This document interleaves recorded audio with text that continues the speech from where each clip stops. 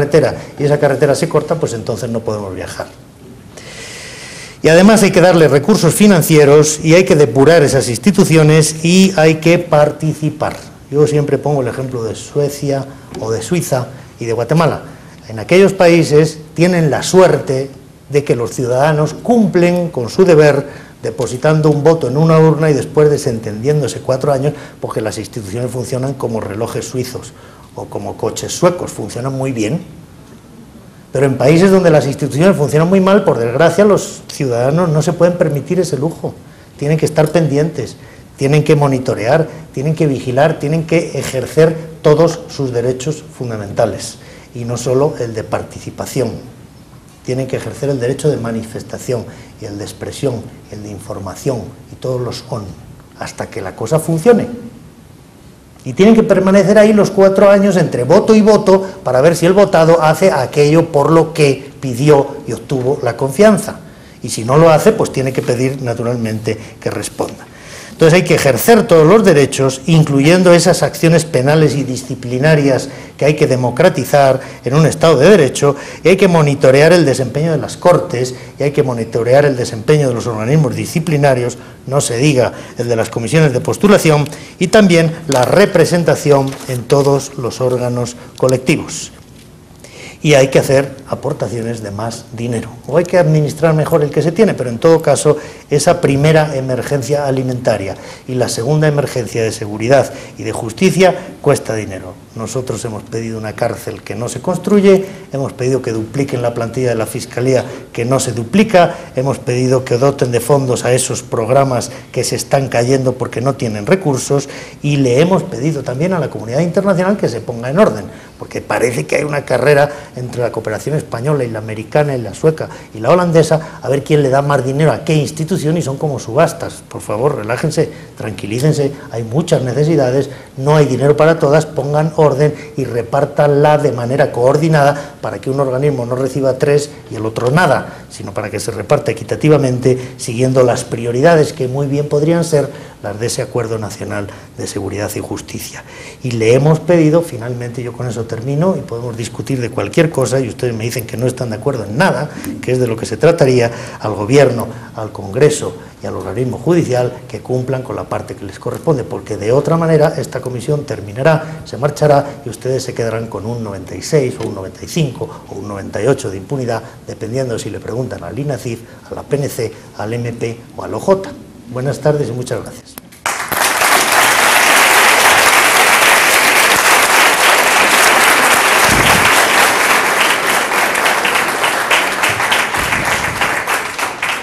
Doctor Castresana, muy buenas tardes. Primero que todo, agradecerle en nombre de todos los guatemaltecos su gran labor que realiza en nuestro país, y quisiera hacerle esta pregunta. Todas estas peticiones que usted hace a funcionarios de todos los organismos del Estado, es muy difícil que las cumplan. ¿Qué haría Carlos Castresana si estaría aquí sentado? ¿Cuál es esa petición hacia nosotros? Mire, esa parte ya es más difícil para mí de contestar, pero así pensando en alto, porque como he dicho, aquí hay que venir a decir la verdad. Si usted me pregunta, yo le contesto. Ejercer los derechos ciudadanos. Mire, no hablemos de Guatemala. En cualquier país en el que se asesinasen a 700 mujeres todos los años, las mujeres deberían estar sentadas permanentemente delante del edificio de los tribunales pidiendo justicia. Cuando ha habido problemas se van a manifestar allí delante de, no sé cómo se llama eso, el Zócalo, el parque no sé qué, o delante de la casa presidencial y de la catedral, pero si la justicia la hacen los jueces, pues en la torre de tribunales. Quiero decir, el ejercicio de sus derechos fundamentales incluye, yo he dicho, el ejercicio de la participación política. Si no les gustan los partidos que hay, funden un partido. Si no le parece que los jueces hacen bien su trabajo, pues manifiéstense. Delante del MP, delante del OJ, delante de la PNC, de Gobernación, de donde sea, exijan rendimiento y resultados. Porque es verdad que 600 millones son muy poco dinero para el Ministerio Público, pero no dejan de ser 615 millones de quetzales que salen del bolsillo y de los riñones de los guatemaltecos y que habría que explotar al máximo. Entonces es verdad que se necesitan más recursos, pero se necesita enormemente eficientar los que ya se tienen. Entonces yo no le puedo decir, yo diría que exijan ustedes resultados. Yo tengo pues ya lo han visto, no sé, como 18 leyes pendientes desde hace 2 años en el Congreso de la República. Bueno, pues a lo mejor era bueno que ustedes jóvenes vayan a ver al presidente del Congreso y le pregunten, oiga, ¿cuándo piensan ustedes reformar el amparo? Que es la mejor herramienta en la teoría y la peor en la práctica, porque está mal regulado. El amparo es una herramienta extraordinaria, es como un martillo y unos clavos, son muy buenos si se los das a un buen carpintero, pero si se los das a uno malo, son el instrumento por el que miles de inculpados se libran de sus responsabilidades penales, entorpeciendo la acción de los tribunales, interponiendo uno y otro y otro y otro y otro. No se vale. En muchos países hay amparo, pero solo es ante la Corte de Constitucionalidad y solo es después de agotadas las vías ordinarias y usted tiene un recurso de reforma o un recurso de reposición o un recurso de apelación y ya hasta ahí. Entonces usted puede defenderse, pero lo que no puede usted es abusar de su derecho de defensa para sabotear el procedimiento penal. Entonces, ¿quién tiene que hacer eso? Lo tiene que hacer el Congreso. Lleva años, antes de que llegara la CICIG ya estaban discutiendo la reforma del amparo, pero ahí está. Entonces la cuestión es esa.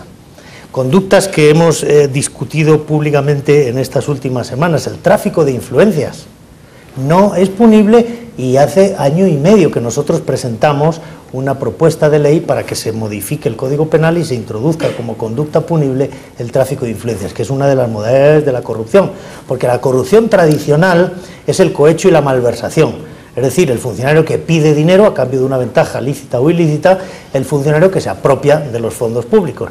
Pero esa es la corrupción del siglo XIX y del XX. Claro, siempre hay nostálgicos en el siglo XXI, ¿verdad?, que siguen añorando esas figuras tradicionales. Pero hoy en día la corrupción está allí donde confluye lo público y lo privado, en las adjudicaciones de los contratos, en las licitaciones, donde yo llego y porque soy amigo del ministro me dan un contrato que no me deberían dar y perjudico al otro competidor que acude lícitamente sin pagar sobornos y que tiene una oferta mejor pero que ve perder la licitación porque no tiene esas influencias.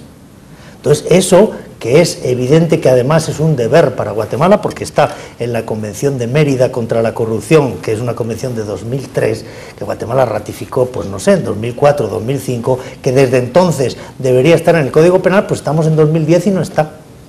Entonces, yo no sé lo que ustedes tienen que hacer como ciudadanos. Lo que hacen los ciudadanos en los otros países son constituir asociaciones, organizarse, manifestarse, protestar, poner carteles, yo que sé, hacer pintadas sin estropear los monumentos históricos, ¿verdad? Es decir, ejercer sus derechos como ciudadanos para poner presión en el mejor de los sentidos, en el más democrático de los sentidos, ante las autoridades que tienen la responsabilidad de hacer los cambios que el país necesita, porque ustedes no lo cambian. Y cuando yo dije manifiéstense, está usted proponiendo una presión sobre las instituciones. Perdóneme, en todos los países democráticos las instituciones reciben presión de los ciudadanos, es que así funciona. Los watchdogs que hay en Washington que andan todo el día amargándole la vida a todos los departamentos del gobierno. Ese es un trabajo extraordinario. En Estados Unidos es imposible que un gobierno se gaste $1 en algo que no haya autorizado el Congreso porque le caen encima y lo fríen. Y los medios de comunicación, aquí los medios de comunicación hacen una tarea extraordinaria, superior a la que corresponde a los periódicos o a las radios o a las televisiones en los países democráticos. ¿Por qué? Pues porque eso, en Suecia se limitan a informar de lo que pasa y por eso son tan aburridos. Aquí los periódicos le hacen el trabajo a los fiscales, le hacen el trabajo a los políticos y a veces le hacen el trabajo a los gobiernos. Pues ustedes tienen que hacer un poco eso también, hacer lo que quienes tendrían que hacerlo no están haciendo. Buenas tardes, doctor Castresana, mi nombre es Natalia Callejas. Mi pregunta va más en relación a las reformas legales que han propuesto. Recientemente hemos visto, por ejemplo, la ley antitabaco, la ley de motos, todas esas son, muchas de esas trasplantes de leyes implementadas en otros países. ¿Cómo estas reformas que ustedes han propuesto se van a funcionar con la idiosincrasia guatemalteca? ¿Cómo se adaptan? ¿Cómo no vienen a ser simplemente una ley copiada de otro país o una, no sé si me explico, cómo se adapta a la sociedad guatemalteca que de por sí es muy distinta a otros países? Mire, las leyes hay que aprobarlas, hay que ponerlas en vigor y luego hay que implementarlas. Entonces hay una gran diferencia que suele ser de carácter puramente financiero entre la aprobación y la implementación. Hay algunas leyes, la ley que se aprobó aquí contra el femicidio, la violencia de género, etcétera, que uno puede en el Congreso aprobar y promulgar, pero